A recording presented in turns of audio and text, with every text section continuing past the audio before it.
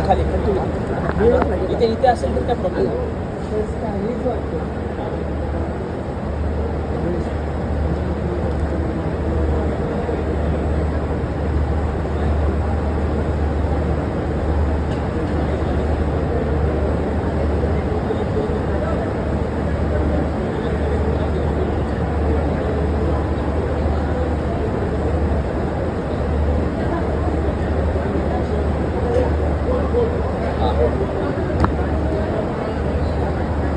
असं होऊन जाईल मी त्या गाडीवर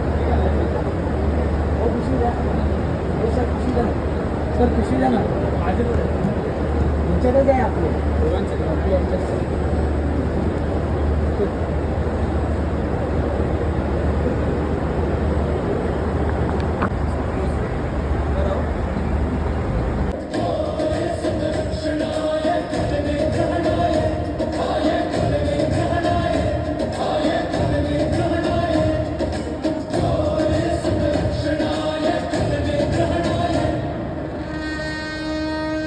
पाटील, जखमी महिलेला हॉस्पिटलमध्ये पोहोचवलं?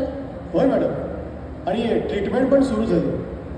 मॅडम, मला वाटतं हा एरिया आपल्या पोलीस ठाण्याअंतर्गत येत नाही. पाटील, अहो नवा कायदा लागू झाला आहे, त्यामुळे एरिया कोणाचा हा मुद्दाच उरत नाही. भारतीय नागरी सुरक्षा संहिता कलम 173 नुसार 0 FIR इथेच नोंदवता येते आणि नंतर CCTVद्वारे संबंधित पोलीस ठाण्याला ट्रान्सफरही करता येते. तुम्ही इथली कार्यवाही सुरू ठेवा आणि तुम्ही घटनास्थळाचं नीट निरीक्षण करा. एकही पुरावा नजरेतून सुटता कामा नये. सगळ्या बाजूंनी काळजीपूर्वक एव्हिडन्स गोळा करा. आणि विनोद, तुम्ही ई-साक्ष डिव्हाइस आणलं असेलच ना? ई-साक्ष ॲपमार्फत ताबडतोब घटनास्थळाचा या 2 पंचांसमक्ष संपूर्ण पंचनामा करून घ्या. त्याचा ऑडिओ आणि व्हिडिओ रेकॉर्डिंगसुद्धा घ्या. आणि हो, वेगवेगळ्या अँगल्समधून फोटोज घ्यायला विसरू नका. Yes madam. मॅडम, आम्ही त्रिशाशी बोलत होतो. तिने सांगितलं की समोरच्या टेबलावर ठेवलेल्या बॉटलमधून एक गुंड पाणी प्यायला होता. पोलीस ठाणे क्षेत्रात दरोडा आणि मर्डरची सूचना आली. तुम्ही लगेचच घटनास्थळी पोहोचा. Okay madam.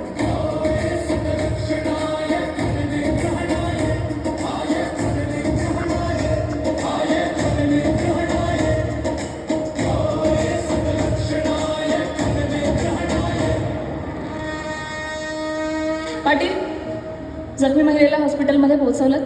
होय मॅडम, आणि ट्रीटमेंट पण सुरू झाली. मॅडम, मला वाटतं हा एरिया आपल्या पोलीस ठाण्याअंतर्गत येत नाही. पाटील, अहो नवा कायदा लागू झाला आहे, त्यामुळे एरिया कोणाचा हा मुद्दाच उरत नाही. भारतीय नागरी सुरक्षा संहिता कलम 173 नुसार 0 FIR इथेच नोंदवता येते आणि नंतर CCTVद्वारे संबंधित पोलीस ठाण्याला ट्रान्सफरही करता येते. तुम्ही इथली कार्यवाही सुरू ठेवा आणि तुम्ही घटनास्थळाचं नीट निरीक्षण करा. एकही पुरावा नजरेतून सुटता कामा नये. सगळ्या बाजूंनी काळजीपूर्वक एव्हिडन्स गोळा करा. आणि विनोद, तुम्ही ई-साक्ष डिव्हाइस आणलं असेलच ना? ई-साक्ष ॲपमार्फत ताबडतोब घटनास्थळाचा या 2 पंचांसमक्ष संपूर्ण पंचनामा करून घ्या. त्याचा ऑडिओ आणि व्हिडिओ रेकॉर्डिंगसुद्धा घ्या. आणि हो, वेगवेगळ्या अँगल्समधून फोटोज घ्यायला विसरू नका. Yes madam. मॅडम, आम्ही त्रिशाशी बोलत होतो. तिने सांगितलं की समोरच्या टेबलावर ठेवलेल्या बॉटलमधून एक गुंड पाणी प्यायला होता. Very good. ही खूप महत्त्वाची लीड आहे. तुम्ही त्या बॉटलवरून चान्स प्रिंट घ्या. मॅडम, स्निपर डॉगच्या लीडवर आम्हाला काही टायर मार्क्स लोकेट झाले. हे कदाचित सस्पेक्टेड व्हेकलचे असू शकतात. तिथे एक CCTV पण लावलेला. गुड. विनोद, तिथल्या आसपासच्या CCTVच्या DVRमधून लगेच फुटेज काढा. तिथे नीट तपासा. कुठलेही फुटप्रिंट सापडत आहेत का बघा. हो मॅडम, हे असले अपराधी थोडेच कधी पकडले जात आहेत. हे सगळं फक्त सिनेमांमध्ये असतं. पाटील, नवीन फौजदारी कायद्यांच्या येण्याने अपराधी पकडण्यात आणि त्यांना शिक्षा देण्यात वैज्ञानिक पुराव्याचं फार महत्त्व आहे. मॅडम, क्लिअर केलं. घटना आपल्या पोलीस ठाण्याच्या हद्दीतच आहे. ध्यानात ठेवा सूरज, क्रायमॅकवर यू आणि क्राय अलर्ट पण पाठवा. क्रायमॅक हे आता काय नवीन मॅडम? हो पाटील, क्रायमॅक म्हणजे क्राईम मल्टी एजन्सी सेंटर, जो भारत सरकारच्या गृह मंत्रालयाने लॉन्च केलेला एक पोर्टल आहे. याच्या माध्यमातून वेगवेगळ्या तपास एजन्सीज एकमेकांशी अपराध आणि अपराध्यांची माहिती शेअर करतात.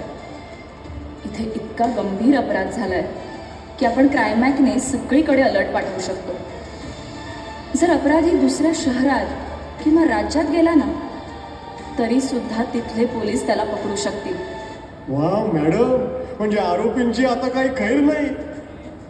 सानप मॅडम, मृतदेह मॉर्च्युरीमध्ये पाठवा आणि हे सगळं काम पूर्ण करून तुम्ही पोलीस स्टेशनला या. सीममधून जप्त केलेल्या मालाचे मुद्देमालामध्ये नोंद करा आणि सगळे जप्त नमुने पुराव्यानिशी FSL ला जमा करायचे अशी E-फॉरेन्सिकवर रिक्वेस्ट पाठवा. आणि हो, लक्षात ठेवा, न्यू क्रिमिनल लॉजमध्ये सर्व केसेसच्या तपासासाठी वेळ निश्चित आहे आणि या केसमध्ये आपल्याकडे तपासासाठी फक्त 90 दिवस आहे. जय हिंद मॅडम. मॅडम, CCTV फुटेजमधून 5 लोकांचे क्लिअर फोटो मिळाले.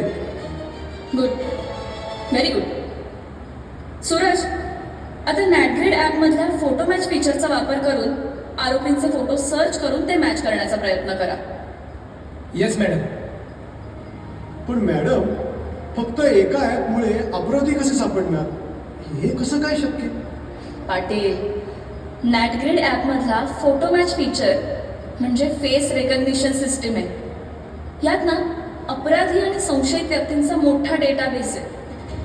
इथे आपण आपल्या सस्पेक्टचे फोटोज चेक करू शकतो. जर त्यांचा रेकॉर्ड यात असेल तर आरोपी शोधणं सोपं नाही का होणार?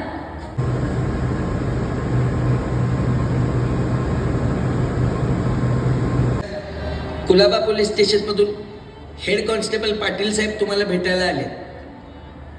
त्यांना आत पाठवा. नमस्कार सर. नमस्कार. FIR नंबर 136/2025 मध्ये ब्रीफ बनवून हवेत सर.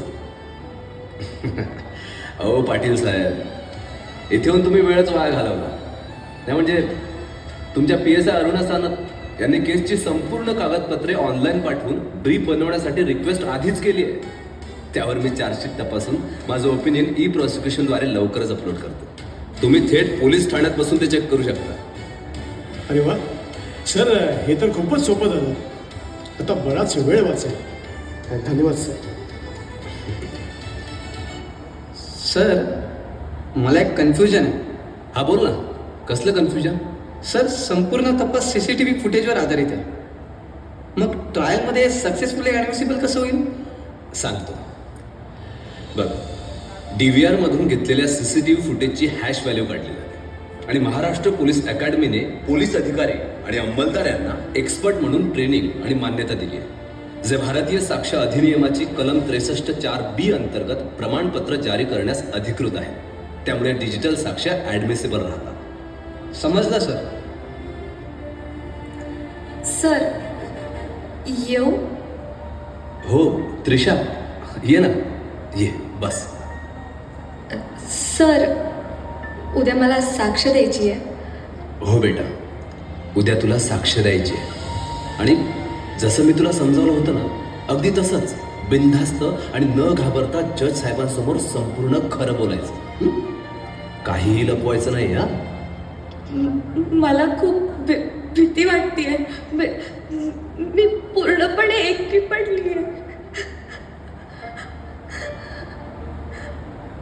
त्रिशा, घाबरू नकोस बाळा. आपण तुझ्यासाठी विक्टिम कॉम्पेन्सेशन स्कीममध्ये न्यायालयाकडे कॉम्पेन्सेशनची प्रेयर करू. आणि नवीन कायद्यांमध्ये विटनेस प्रोटेक्शन स्कीमचेही प्रावधान आहे. त्यानुसार तुला सुरक्षा दिली जाईल बेटा. हे बघ, आता नवी न्यायव्यवस्था विक्टिम सेंट्रिक झाली आहे, म्हणून न्यायव्यवस्थेवर विश्वास ठेव. हा, थँक्यू सर.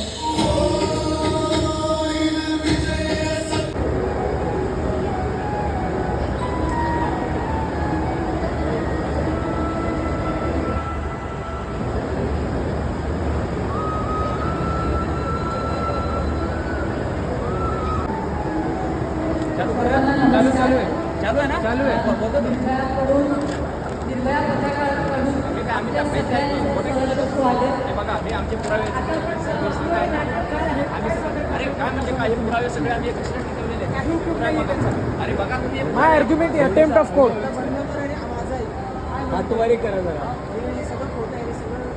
म्हणजे काय म्हणजे सगळे पोलिसांनी म्हणजे आम्ही एवढ्या डिग्री एवढा अभ्यास केला ते आम्ही चुकीचा केला मग काय चुकीचं केलं खोटे बोला हे आम्हाला मान्य नाही जज साहेबांना काय तसं यांची युनिव्हर्सिटीज बरखास्त करा अजिबात नाही असं नाही होणार हे अभ्यास वगैरे करून आम्ही इथे पुरावे देऊन येतो अजिबात नाही सगळे बोगस आहे आम्ही हे जे डिग्र्या वगैरे शिकलेले आहेत ते आमच्या वेळेत सांगा ना तुम्ही हे जे पुरावे घेतले आहेत ते मी चुकीचे घेतलेत का तुम्ही सांगा जज साहेब बोला आम्ही हे जे पुरावे दिले ते काय हे एवढे पुरावे आणलेले आहेत हे काय चुकीचे बोला ना हे चुकीचं आहे जज साहेब हे आम्हाला बिलकुल मान्य नाही आहे हे तुम्ही याच्यावर काही मान्य द्यावं नाही तर आम्ही बरखास्त करतो. तुम्ही कोण करणार कोण जज साहेबांचं कोण तुमचं कोण कधी नाही हे आम्हाला बिलकुल कदापिही मान्य नाही आहे आणि आम्ही आजपासून एक कोर्ट बरखास्त करत आहोत हे सगळे पुरावे आम्ही तुम्हाला कशासाठी दाखवले हे बघा जज साहेब हे पुरावे कशासाठी ठेवलेले आहेत त्याच्यावर तुम्ही काहीतरी उत्तर द्या काय तुमचं बाबू इकडे शूट करतोय त्याच्याकडे तुम्ही बघत नाही बाकी फालतूच्या गोष्टी बोलताय त्याला काय करणार तुम्ही बोला त्याच्याकडे रोज यावं लागतं एक दिवस गॅप घेऊन नाही यायचं काय झालं जज साहेब हे आम्हाला कदापिही मान्य नाहीये हे एकाच आणि हा वाक्य जो सतत तुमचा जो नको वकील आहे, तो काही अर्वाच्य भाषेत बोलतोय आम्हाला त्यासाठी तुम्ही आम्हाला काहीतरी आऊट तोडगा काढण्यात यावा हे आम्हाला बिलकुल कदापिही मान्य नाहीये आणि आम्ही मान्य करत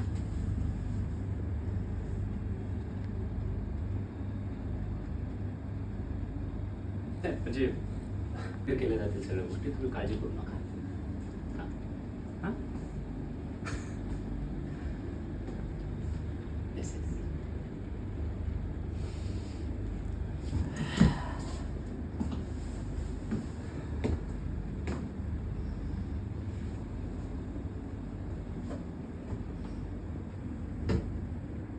आणि आउट एक्झिट मारा.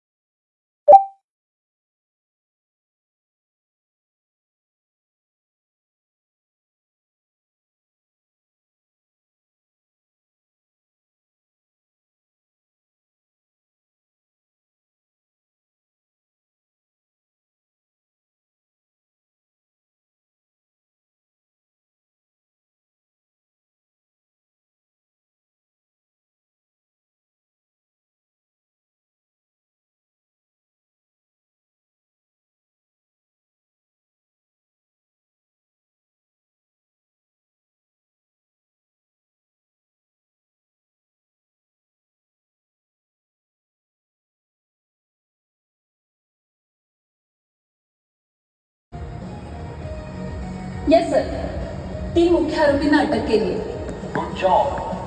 थँक्यू सर हे खरंच नव्या कायद्यांमध्ये झालेल्या क्रांतिकारी बदलांचे उत्तम परिणाम आहेत आणि माझ्या झुंजारू टीमच्या प्रयत्नांचा हा परिणाम आहे. जय हिंद. पाटील पकडलेल्या आरोपींच्या नातेवाईकांना नव्या तरतुदीनुसार अटक झाल्याची सूचना दिली आहे ना. पकडलेल्या व्यक्तींची नावं पोलीस स्टेशनच्या बोर्डवर लावणं आणि पोलीस पोर्टलवर अपलोड करणंही गरजेचं आहे. मॅडम तुम्ही सांगितल्याप्रमाणे मी हे सर्व आधीच केलंय. या हार्डकोर अपराध्यांना कोर्टात सादर करताना बेड्या घालण्याची परवानगी मिळावी म्हणून विनंती अर्ज देखील न्यायालयाला पाठवलाय. पाटील हो आता त्याची काहीच गरज नाही. का मॅडम म्हणजे आपण बेड्या घालणार नाही का. नाही बेड्या घातल्याच जातील पण BNSSच्या कलम 43 अंतर्गत गंभीर गुन्ह्यातील संगीन आणि सराईत अपराध्यांना न्यायालयाकडून बेड्यांसाठी स्वीकृती घेण्याची आता आवश्यकता नाही. मॅडम अहो ही तर खरोखरच अत्यंत प्रभावी आणि उपयोगी तरतूद आहे. बरोबर आहे तुमचं पाटील. ही सशक्त कायद्याचा पाया घालणाऱ्या तरतुदींपैकी एक तरतूद आहे. मॅडम तिसरा आरोपी राहुल बाबत काही इन्व्हेस्टिगेशन फॉर्मॅलिटीज राहिल्या होत्या. त्याला न्यायालयाने ज्युडिशियल कस्टडी दिली.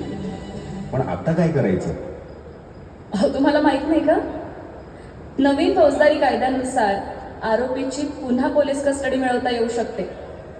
या केसमध्ये आपण पहिल्या 60 दिवसांपर्यंत वेगवेगळ्या वेळात आरोपीची कस्टडी घेऊ शकतो. आणि हो विनोद या 4ही आरोपींची संपत्तीची सूची तयार झाली. लक्षात ठेवा कलम 107 BNSS आता आपल्याला